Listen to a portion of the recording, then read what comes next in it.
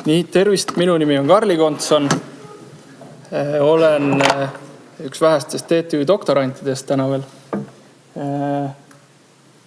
Mis ma tahtsin tegelikult enne veel küsimust ma ei küsinud, aga rääkides sellest Folksiilist, et Hollandis kasutatakse hästi palju treenasfalti, võib-olla olete kuulnud. Ja treenasfalt on selline asi, mis kulub tegelikult 5-7 aastaga suhteliselt kiirelt ära, laguneb tee peal ära. Ja kohtparandusi tehakse samamoodi liivasfaldiga. Et liiva ja bituumeni segu pannakse siis nendesse lagunenud kohtadesse, aga ta on selline ajutine meede. Et pigem SMA puhul ta võiks tõesti paremini toimida. Treenasfaldi eesmärk on, et vesi saaks võimalikult kiiresti teekattest ära juhitud, teekatte pinnalt. SMA nagu seda funktsiooni meil ei täida, me üritame seda vett igatepidiselt eemale hoida. Natuke imelik on pindamispäeval rääkida asfaltsegudest, aga ma ei tea, eks Marek oskab paremini seda tagamaad selgitada, miks selline valik tehtud sai. Aga mina siis räägin temperatuuri mõjust asfaltsegude toimivusele. Jällegi pool tundi tegelikult on küllaltki lühikene aeg, et kõiki neid asju detailselt ära selgitada, aga keskendun siis kõrgetele temperatuuridele ja madalatele temperatuuridele. Need on sellised kaks, suhteliselt kriitilist siis äärmust, mis teekatteid lõhuvad. Kõigepealt temperatuuridest rääkides oleks mõistlik vaadata, millised teekatte temperatuurid meil Eestis esinevad. Siin on soojarekordid. Eesti, Läti, Leedu. See on õhk, ma jõuan sinna. Lihtsalt näidata, et kus kohas me oma temperatuuridega oleme, näete siin täpselt Norra tasemel, et isegi soomlased on suutnud meist ette jõuda selles valdkonnas. Minu meelest suhteliselt värske 2010 või 2014 oli see kuuma rekord tuli ära. No külmarekorditest ei ole mõtet väga rääkida, et Soome, Rootsi, Norra 2 maakaardil pikka riiki, kus siis üleval pool otsas on ikka väga äärmuslikud temperatuurid. Aga Eesti, Läti, Leedu on suhteliselt sarnastes siis vahemikes. Jah, nagu Rein siin kisas juba, et tegemist on õhutemperatuuriga, tekib küsimus, kuidas seda õhutemperatuuri saaks või kuidas siis ikkagi lõpuks teekatte temperatuur välja kujuneb. Siin on üks tulemus siis Adavere teeilmajaama näitel. On kuu minimaalne õhutemperatuur ja siis on ka mõõdetud teekatte minimaalne temperatuur. Kui te vaatate madalad temperatuurid teekatte pinnal, siis lähevad kokku õhutemperatuuriga suhteliselt hästi. Siis üleval pool otsas tekib selline 20-kraadine, circa 20-kraadine erinevus. Et jah, kuskil 20 kraadi õhutemperatuuril võib juurde panna, siis enam-vähem see on tee pinnatemperatuur. Aga see ei ole ka päris täpne, sellepärast, et hästi palju sõltub ka sellest täitematerjali värvist või heledusest. Et ma käisin ühel konverentsil, kus räägiti tõsine mure oli Šveitsis, Zürichis. Inimesed surevad alati, kui kuuma laine on, siis vanad inimesed surevad ära. Ja lahendus siis, mis seal välja pakuti, oli see, et tulekski hakata kasutama linna tänavatel võimalikult heleda värviga täitematerjali, et linnas sees see temperatuur asfaldi tõttu kasvab niivõrd palju võrreldes ümbritsevate siis piirkondadega. See suremus linnas oli oluliselt suurem kui siis mujal piirkondades. Teekatte temperatuuridest, kas seda on analüüsitud, et 2 uuringut Eestis on tehtud. Üks on Teede Tehnokeskuse poolt 2014, kui töötati välja siis deformatsiooni ja kulumiskindluse piirmäärasid asfaltsegudele, siis vahearuanne, mida Maanteeameti kodulehel ei ole, aga see siis päris huvitav aruanne oli, kus siis vaadeldi teeilmajaamade andmetel, kuidas need temperatuurid teekattetel kujunevad. Ja teine asi siis oli Maanteeameti TTÜ ja Tehnikakõrgkooli bituumeni uuring, kus me siis vaatasime teekatte temperatuure arvutuslikult me võtsime arvesse siis õhutemperatuuri, kasutades selliseid empiirilisi valemeid, teisendasime need teekatte temperatuurideks. Mis see Tehnokeskuse uuring järeldas? Et see ajaperiood, kus neid temperatuure vaadeldi, oli suhteliselt lühike. Et mõistlik oleks vaadata 20 aastat minevikku õhutemperatuure, analüüsida neid või ilmajaamade andmeid. Aga seal vist oli, mõni jaam oli isegi 5 aastat ainult. Et mis sealt järeldati, oli see, et teekatte temperatuurid Eestis on kuskil vahemikus -29 kuni +56 kraadi. Üks probleem oli see, et ilmajaamad üle 50 kraadi temperatuure tegelikult ei registreeri. Et sealt tuli teha mingisugust natukene interpoleerimist, et see 56 kraadid kätte saada. Nagu ma ütlesin, bituumeni uuringus siis kasutati arvutuslikke teekatte temperatuure. See on siis PG meetod, ameeriklaste meetod, kuidas konkreetsele objektile valitakse siis bituumenit. Ja seal arvutatakse siis välja teekatte minimaalne temperatuur, teekatte pinnal ja siis maksimaalne teekatte temperatuur 20 mm sügavusel. Oluline ongi see, et seal on öeldud, et kui alla 20 aasta sul andmeid on, siis ei ole mõtet seda meetodit kasutada, et tuleb võtta vähemalt 20 aasta andmed. Valem on midagi, näeb siis selline välja, on 7 järjestikuse kõige soojama päeva maksimaalne õhutemperatuuride keskmine ja siis on ilmajaama või objekti siis laiuskraad. Miks see oluline on see, et millise nurga all siis see päike sellele teekattele peale paistab. Siis minimaalne temperatuur, nagu ma näitasin, et ühtib tegelikult suhteliselt hästi selle õhutemperatuuriga, et saab aluseks võtta selle, aga siin ütleme ka siis ameeriklased kasutavad natukene sellist, nad natukene tõstavad seda miinustemperatuuri kõrgemale. Miks 7 järjestikust päeva tegelikult oligi põhjus see, et ütleme selle teekatte, kuna siis see bituumen ise vajab päris palju soojust, lisasoojust, et oma temperatuuri tõsta. Ja teekatte sisaldab ka poore, siis see soojust, ütleme siis, liidetakse iga päevaga sinna materjalile juurde. Et ma leidsin ühe uuringu, kus siis antigi teatud tundide arv päevas siis teekatte ruutmeetrile justkui nagu päikese kiirgust ja siis vaadati, et kuskil 7 päevaga ta tasandab ära, et rohkem see asfalti temperatuur ei tõuse, et ta saavutab mingisuguse piirmäära. Jah, pindamiste puhul on ka, mina olen tähele pannud, mul on üks kodu lähedal üks pindamislõik, ma ei ütle, kes tegi, aga ütleme, teine, kolmas, ütleme, see suvi oli eriti hull. Et alati selline teine, kolmas soe päeva tähendas seda, et see pindamine läks ujuma ära. Samas paarsada meetrit läksid edasi, ütleme, sest lõigus seal tuli teine töövõtja, oli teinud ka pindamise suhteliselt samal ajal. Kõik on ideaalne, mitte mingit probleemi ei ole. Ja kuidas siis arvutatakse see teekatte temperatuur? Võetakse see 7 järjestikuse päeva maksimaalsete temperatuuride keskmine iga aasta kohta ja siis arvutatakse standardhälve. Ja see standardhälve korrutatakse 2-ga, siis saadakse 98% tõenäosusega siis temperatuur, millest üle see siis ei tõuse. Ja sama asi on madala temperatuuri otsaga. Et just see tõenäosuse, ütleme, see lihtsus on see, mis võlub. Ja seda täna kasutatakse ka Euroopas lennujaamade teekatete temperatuuride määramiseks. Et miks see on oluline lennujaamades on see, et sul on hästi suured asfaldipinnad, mida hoitakse alati lumevabana ja seal tekivad tõmbepinged ja praod. Et see on alus täna, kui Euroopas lennuväljasid ehitatakse.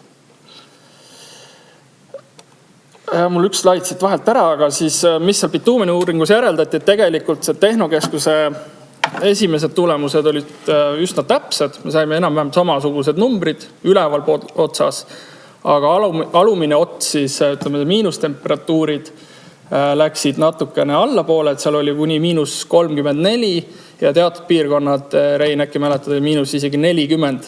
Oleks pidanud 98% tõenäosusega, et saavutada, oleks pidanud -40 olema teekatte temperatuur, mis on suhteliselt karm. Asfaltsegudest, millest need koosnevad, 95% täitematerjal, 5% bituumen, aga bituumen ongi nüüd see kurja juur, mis hakkab mõjutama selle asfaltsegu käitumist erinevatel temperatuuridel. Bituumen on siis viskoelastne materjal, võib-olla olete kuulnud, see tähendab, et tal on korraga siis nii viskoosset ehk siis kuju mitte taastavat komponenti ja elastset komponenti ehk siis kuju taastavat. Ja teine asi on termoplastne ehk siis tema viskoelastsed omadused sõltuvad temperatuurist. Kõrgetel temperatuuridel käitub kui vedelik, keskmistel temperatuuridel on ta nii viskoosne kui ka elastne ja madalatel temperatuuridel on ta siis tahke ja elastne. Ideaalne bituumen oleks siis selline, et tootmistemperatuuride juures võimalikult hästi töödeldav, see tähendab sisuliselt vesi. Suvistel teekatte temperatuuridel oleks ta võimalikult sitke ja elastne, et ei tekiks roopaid. Keskmistel temperatuuridel siis oleks ta elastne ja viskoosne, et ei tekiks väsimuspragusid. Ja madalatel temperatuuridel jällegi ta peaks olema just nagu elastne, aga samas ka viskoosne. Et kui tekib, pärast näitan graafikut, et kui tekib see tõmbepinge, et ta siis algus töötaks sellele vastu, aga mingist hetkest saaks siis aru, et tuleb nagu järgi anda. Vastasel juhul tekib pragu. Ja muidugi vastupidav, ehk siis tema omadus ei tohiks ajas muutuda. Asfaltsegude toimivus kõrgetel temperatuuridel on sisuliselt seostatud deformatsioonikindlusega, ehk siis selle võimega osutada vastupanu jäävdeformatsioonide tekkele, mis tekivad liikluskoormusest. Deformatsioonid jagunevad üldiselt 8 on järeltihenemine, kus siis ruumala asfaltsegul väheneb ja teine on plastne deformatsioon, kus ruumala jääb samaks. Et erinevus on selles, et asfalt siis surutakse veel liikluskoormuse peale asfaldi paigaldamist, pannakse liiklus peale ja see asfalt natukene veel järeltiheneb. Et kõikidel asfaltsegudel Eesti teekattetel see on. Me oleme Maanteeametis, kui me vaatasime teekatteid, siis et see on kuskil 4–6 millimeetrit on 1 aasta. Läheb puhtalt juba järeltihenemise all roopasse, siis, mis on üsna ränk number. See on esimene aasta, jah. Et ma vaatasin rootslaste andmeid, seal oli, ütleme, üldiselt oli 1–3 millimeetrit oli järeltihenemist teekattetel. Ja teine siis on, ütleme, see plastne deformatsioon, kus ratas siis surub selle asfaldi enda all kokku, aga ta hakkab siis külje pealt üles ajama, nagu siin videos EKRE valimiskampaania videos näha oli.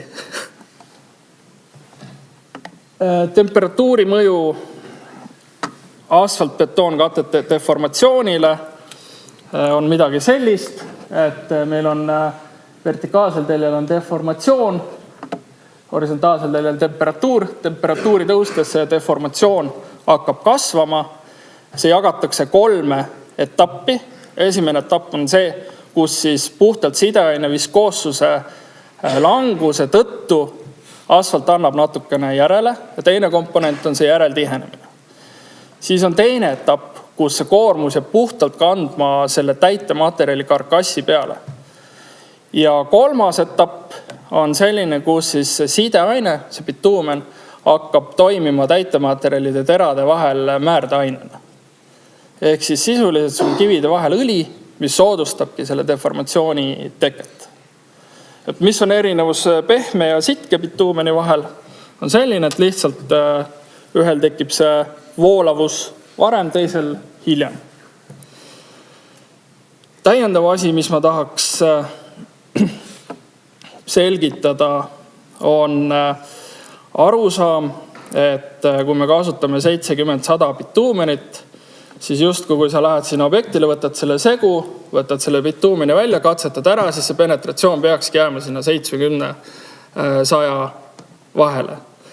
70-100 bituumeni pehmenemistäpp on vahemikus 43–51 kraadi. Et ma olen siin isegi kuulnud suhteliselt, ka volitatud insenerid on rääkinud, et siis näete, et tee lähebki Euroopasse selle pärast, et 70-100 bituumeni pehmenemistäpp on vahemikus 43–51 kraadi, aga meil tõuseb temperatuur üle 50, meil 56 kraadi on. Tegelikult, mis siis juhtub, on see, et kui selle bituumeni sealt asfalditehasest läbi tõmbad, siis bituumeni omadused muutuvad märkimisväärselt. Ütleme, rusikareegel on, et 70-100 bituumen muutub 50-70. Halvematel juhtudel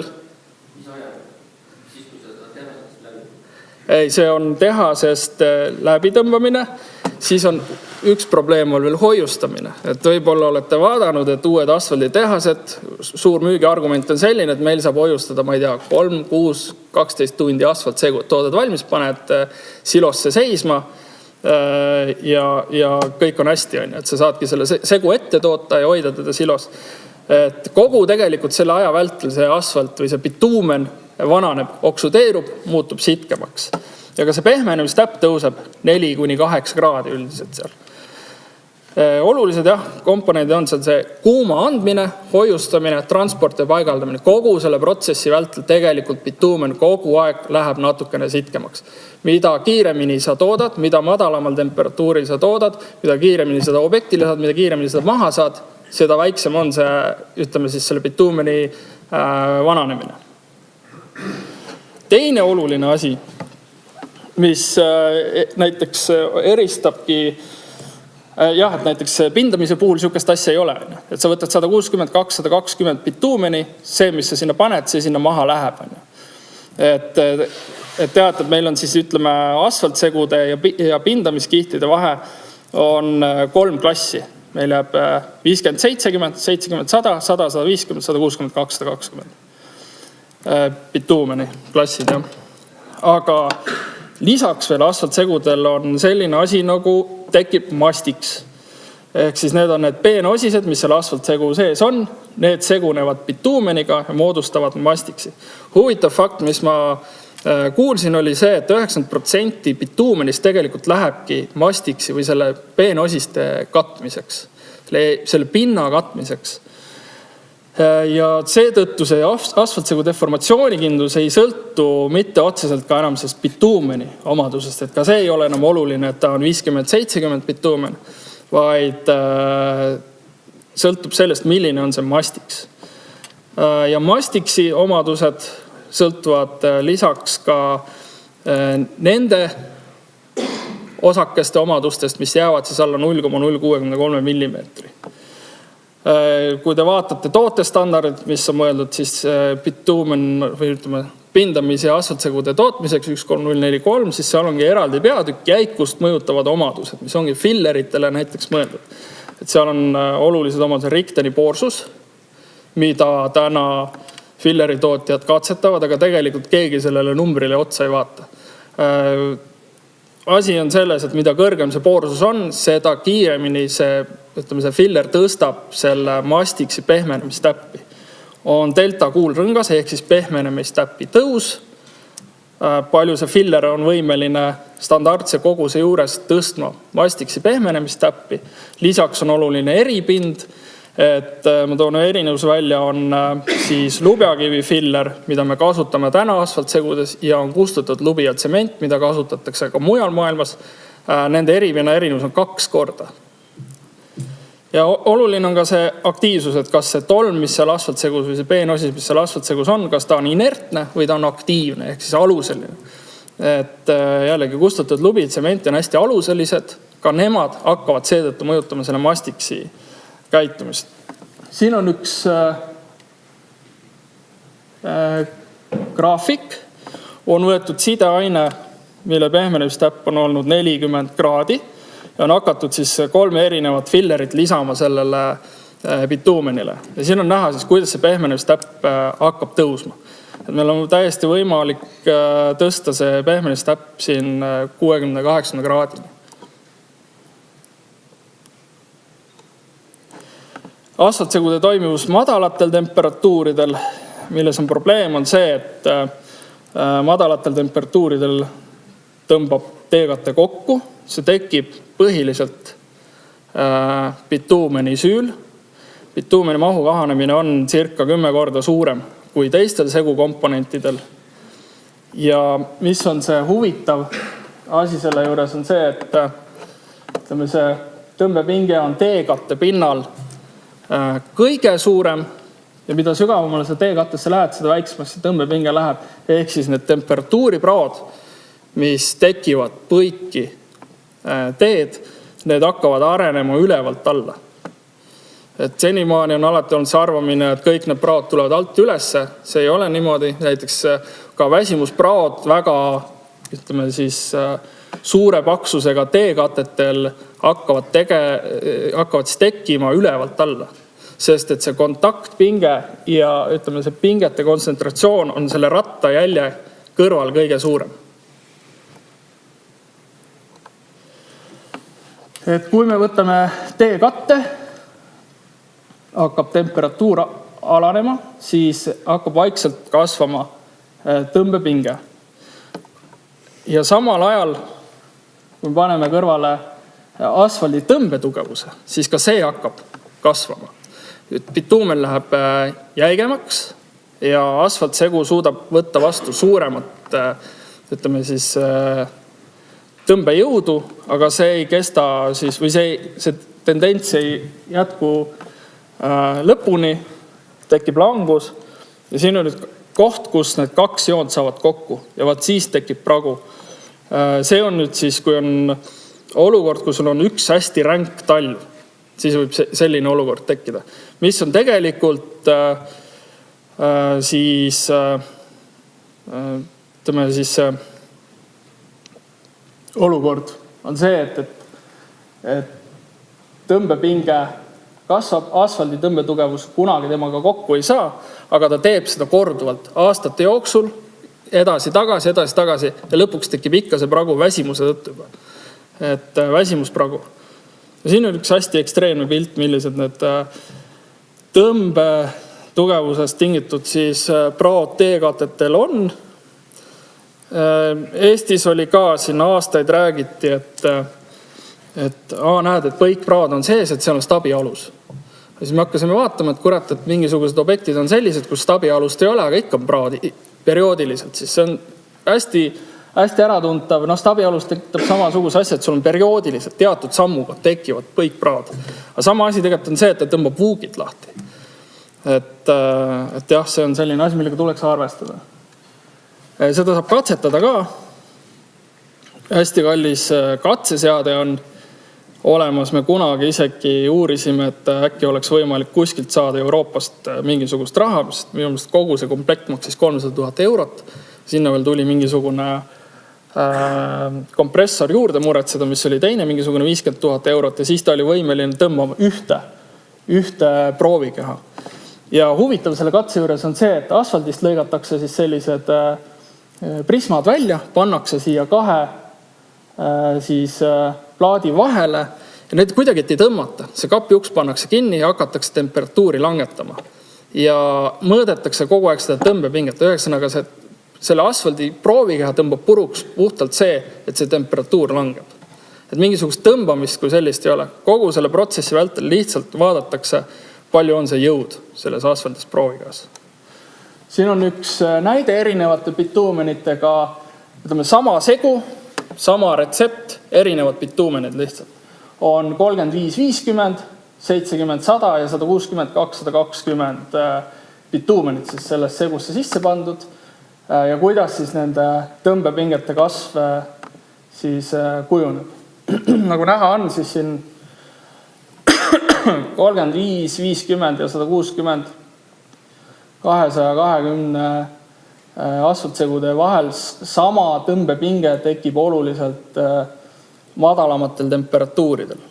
Ehk siis vedelam bituumen sobib paremini madalatele siis temperatuuridele. Nii, see on minu poolt kõik. Aitäh!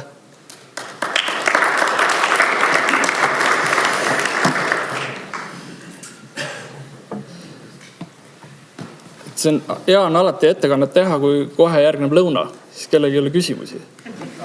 Valitud need insenerid ikka küsivad. Noh, kuulen. Kas sa nendest, mida sa nendest polümeer modifitseerimistest arvad? Praegu jutt oli suhteliselt nagu puhast. Raha raiskamine. Raha raiskamine. Ei ole. Tegelikult... Äkki tuleks segada niimoodi, et sa paned selle sitke ja vedela kokku, et siis suvel töötab sitke, talvel töötab vedel. Ei, aga mis on selle polümeer siis modifitseerimise mõte ongi tegelikult see, et sa võtad vedela bituumini. Sa saad selle vedela bituumini omadused madalatel temperatuuridel ja sitke bituumini omadused kõrgetel temperatuuridel. Et see point on, jah. Lihtsalt küsimus, mis mina nagu olen uurinud, et meil oli siin või siiamaani Maanteeameti juhendis on nõue, et üle 12 000 auto ööpäevas tuleb kasutada ülemises kihis polümeer modifitseeritud bituumini.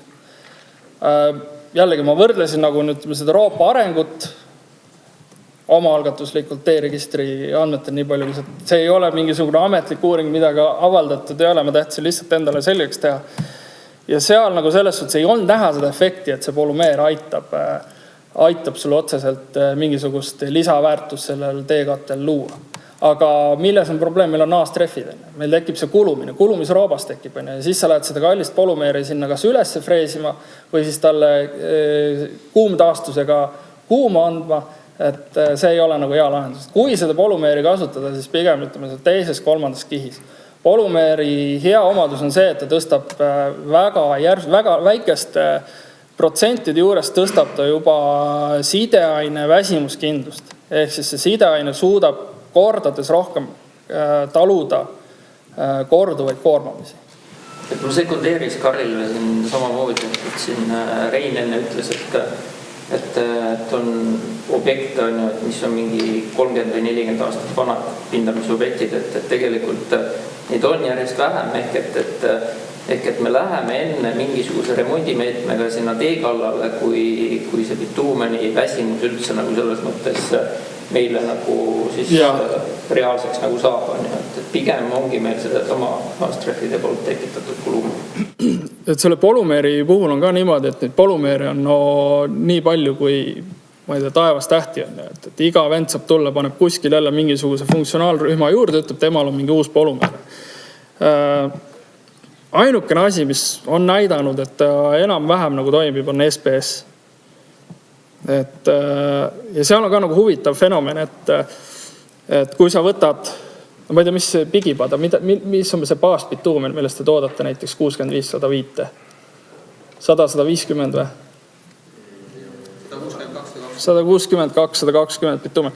Ehk siis võetakse 162-120 bituumen, pannakse sinna SPS-i juurde, penetratsioon kukub sisuliselt 70-100 peale, aga aja jooksul nüüd siis, mis hakkab juhtuma, on see, et see SPS vaikselt nagu sureb ära, et need ühendused need SPS-i lülide vahel kaovad ära, bituumen vananeb, läheb jäigemaks, aga samal ajal see SPS, mis ta jäigaks tegi, see sureb seal sees ära.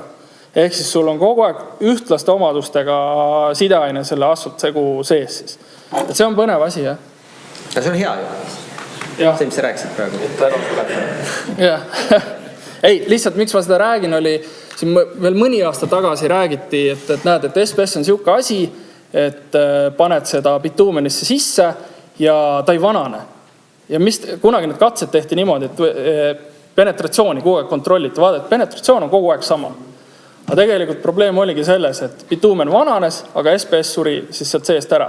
Seetõttu oli see penetratsioon, või ütleme siis selle penetratsiooni langus siis aeglasem võrreldes tavabituumeniga. Ja see oli väga, väga tugev müügiargument ja sellega käidi ikka uksi kolistamas igal pool.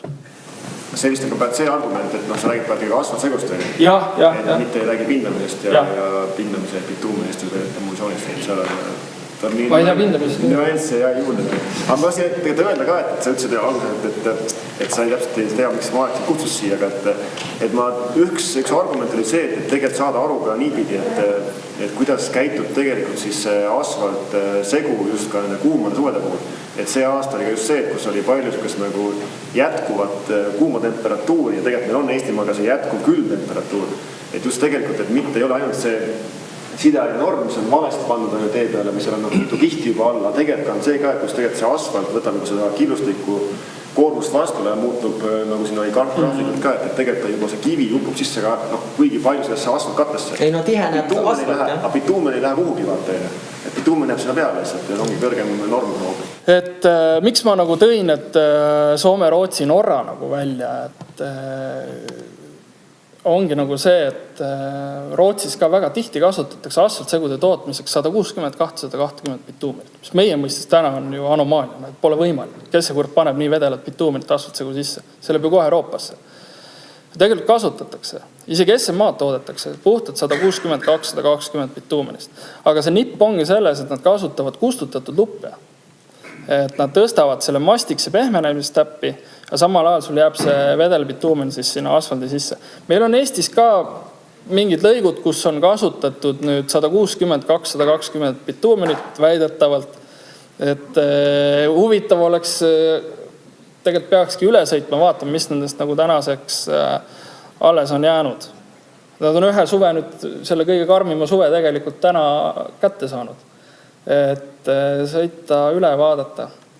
Mul on usku sellesse. No aga bituumeni uuring andis ka ju tegelikult meie piirkonna. Ja kui me näitasime, ütleme, ameeriklastele ja kanadastele seda meie temperatuure, siis me näitasime oma 70-100 bituumeneid, nad katsetasid need ära ja siis stopp, et see on nagu liiga äik bituumen, mida te kasutate. Et peaksite kasutama ideaalis 100, 150 ja 160, 220. Teine oluline koht tegelikult, kus seda vedelat bituumenit minu meelest, mis ta ei ole vedel, et ta on ikka sitke bituumen, 160, 220 on kõnniteed. Ma ei saa sellest aru, et miks on vaja 70, 100 toppida kõnnitee segusse. Mul on kodu juures kõnniteed, 10 aastat, kõik on jah. Kõik kohad on, ütleme, pragusid täis. Mul on selge veendumus, et 160, 220 esiteks oleks läinud paremini maha, oleks olnud lihtsam tihendada, seda mingit koormust ei hakka seal kunagi olema. Ja teiseks tänase need pragusid sellisel kujul ei oleks. Probleem on selles, et asfalditehastel on 2 paaki umbes ja ei saa sinna... No aga ühes ongi 70-100.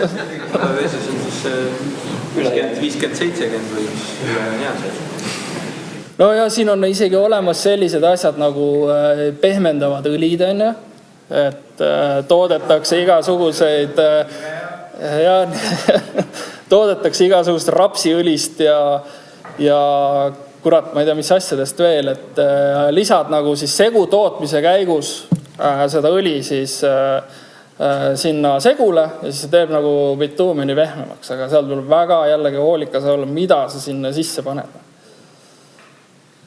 Aga see kaotab selle mõtte jälle ära, et 160-220, kui sa kasutad asfaltsegu tootmisi, siis saaksid natukene ka seda tehase temperatuuri tõmmata alla. Kõik, lõunaaeg, vaba. Et aitäh, Karli. Aga aitäh.